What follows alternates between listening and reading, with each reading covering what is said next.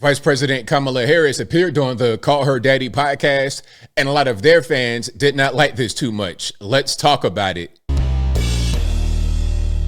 How's everybody doing? My name is Anthony Brian Logan, and today we got to talk about Vice President Kamala Harris appearing on the Call Her Daddy podcast. Now, as far as I know, and to be totally clear, I have never heard one episode from this podcast in my entire life. It's like Taylor Swift. I know she's a big phenomenon, just like this podcast is.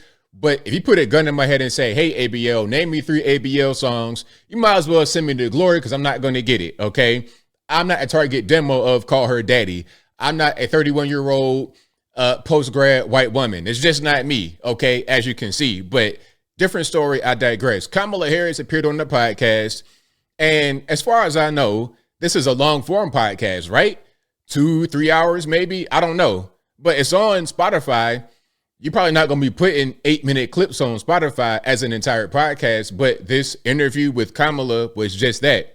It's like 8 minutes long. Now, before we get to the actual podcast, there's some reaction. You see the headline right here. This is on New York Post. Call Her Daddy fans blast Alex Cooper over Kamala Harris interview. Feels like propaganda. Okay. And you can see there's 1,300 comments, and this article was posted today.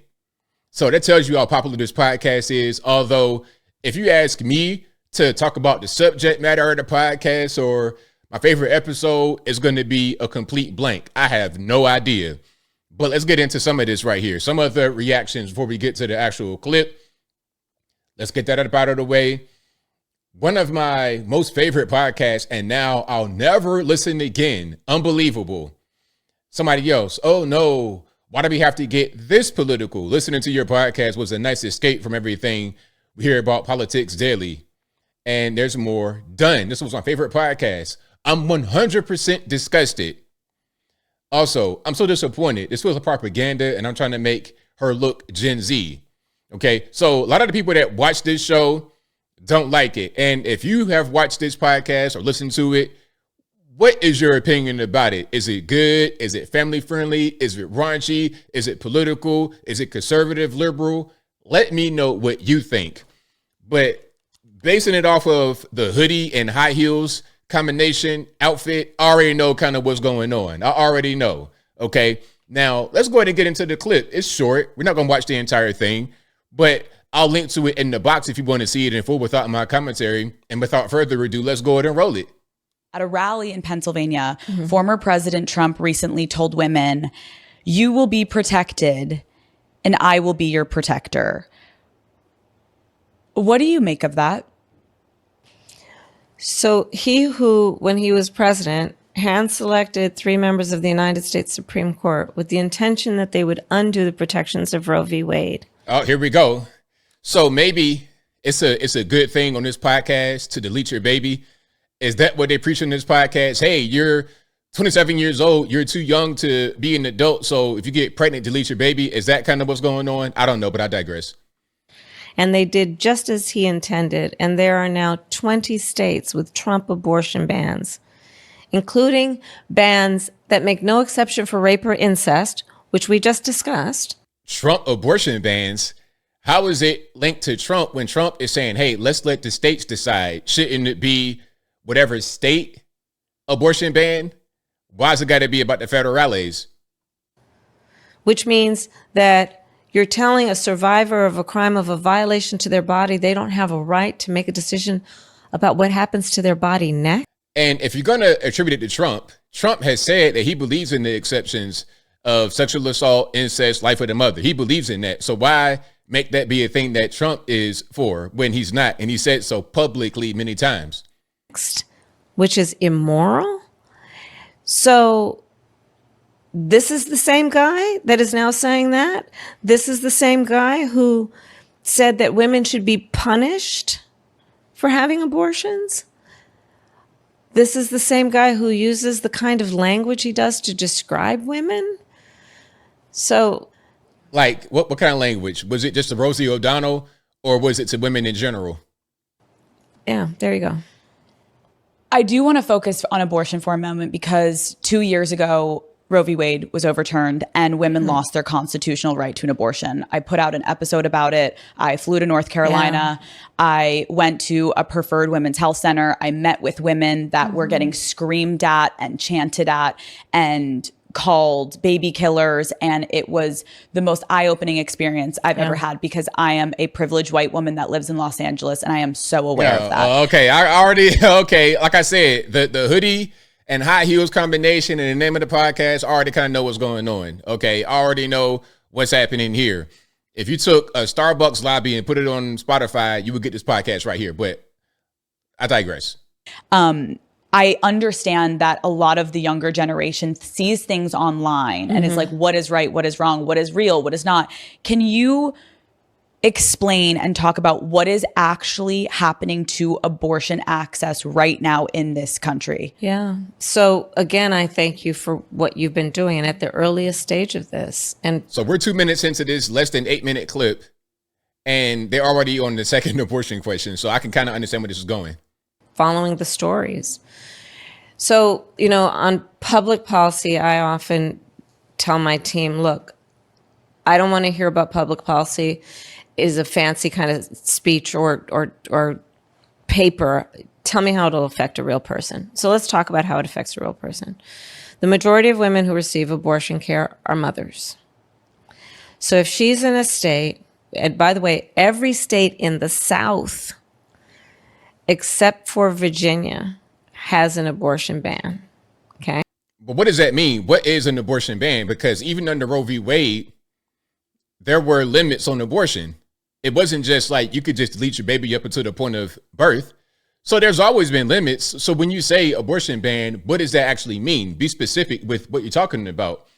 Is it illegal to get an abortion at all? That's not the case. There's limitations, the same way as it was under Roe v. Wade. But there may be more restrictive limitations. That's all. Okay. So imagine she's in a state with an abortion ban. 1 out of 3 women are, by the way, in our country. And she's a mom. So she's going to have to figure out, one, God help her if she has affordable childcare. God help her if she has paid leave. And then she's going to have to go to the airport, stand in a TSA line, sit on a plane next to a perfect stranger to go to a city where she's never been to receive the care she needs. She's going to probably have to get right back on that plane because she's got those kids. Her best friend's probably not with her because that's who's taking care of the kids. To get back in that TSA line, to get back on a plane, to go home. And that's all if they can even afford the plane ticket or the bus. But you know what? Look, can we just get down to brass tacks, because they're going to keep harping on this issue. The majority, like 99% of abortion is elective, meaning I want to do it because I just want to do it. It's a convenient matter. It's not about medical life of the mother. That's less than 1% of all abortion. Like a legitimate reason. Like if you don't have an abortion, you might die, or you were assaulted by a family member or something like this. That's not the majority of abortions. So my solution, if you don't want to go on the plane, have to go delete baby somewhere else, then be responsible or have the baby. Exactly. Because when Roe v. Wade was overturned, I remember my DMs were flooded with thousands of women begging me to help. And it's overwhelming. And I can't even imagine, I'm saying that in front of you, but it's overwhelming. And I remember people begging me, like, I just need to afford a bus ticket so I can get out of this abortion desert that I live in the South, so I can get to a state. But they can't even afford, you know what I mean? So it's like these people are literally landlocked into a position that they don't want to be. And here's the thing. Here's the thing is that you don't have to abandon your faith or deeply held beliefs to agree. The government shouldn't be telling her what to do. If she chooses, she'll talk to her priest, her pastor, her rabbi, her imam. But so, I mean, okay, so let's go down the religious route. Thou shalt not kill is pretty straightforward. It's pretty simple. So, what are we talking about exactly? What is there really to discuss? You're taking the life. Now, you can take a life, I would suppose, if it's meaning it'll save your life. Let's say it's self-defense. Somebody comes at you with a pistol. You got a pistol. You get the drop. Boom, boom. They dead. You live. You have to defend yourself. The reason is justified. But in the case of abortion, 99.9% elective just because of convenience and because you don't want to pay more money and all this and that. That's not a thing that would be covered under an exception to the very simple rule, thou shalt not kill. But hey, there's more to that, but you get the general idea. I ain't gonna play the entire almost 8 minutes, which is ridiculous for a long form podcast to do. But as I close, I want to say this. That's all they got. Abortion. Okay. Vote for me. You can delete your baby. And how are you really going to do that, Kamala? What you going to do? You're going to pack the Supreme Court. See, now when you start doing stuff like that, packing the Supreme Court, which means you're going to put on more justices. And let's say you expand the court from the current 9 with a 6-3 conservative liberal advantage to a 15. So you're going to add on 6 more. So you're going to just flip it. You're going to make it 9-6 rather than 6-3. Now that the next person may do the same thing, it'd be 100 people in the Supreme Court when it's all said and done, which is completely beyond what the founding fathers had in mind. So let's not start doing stuff like that. I would say let the states handle it, because when the federales get involved, they don't know what they're doing, whether they be the left or the right. Let the states handle it. So if you want to be in a place where you could delete your baby up to the point of birth, like a California, then go for it. If y'all want that, you want to vote for it, go for it. I don't like it. I don't agree. But if that's what you want, if you like it, I love it. Although I don't really. But I think I'll leave that right there for now. And what say you? Did you watch the entire 8-minute clip from Kamala on the Call Her Daddy podcast? Are you a Call Her Daddy podcast fan? Whatever your thoughts are on the whole situation here, let me know in the comments below. You guys know where I'm at. I have never in my life seen Call Her Daddy before. I don't think based on this 4 minutes I've watched today that I'm going to watch any of the back catalog or any new episodes at all. I'm not interested in hearing the Starbucks barista at best with a big oversized hoodie and a pair of high heels talk to me about anything. You can't tell me nothing. You can't even tell me if it's raining or if it's raining or snowing outside. Okay, you can't tell me your thing. But whatever your thoughts are, please let me know in the comments below. And that's all I got to say for this video. If you like what you heard, please comment, rate, share, and subscribe. Peace.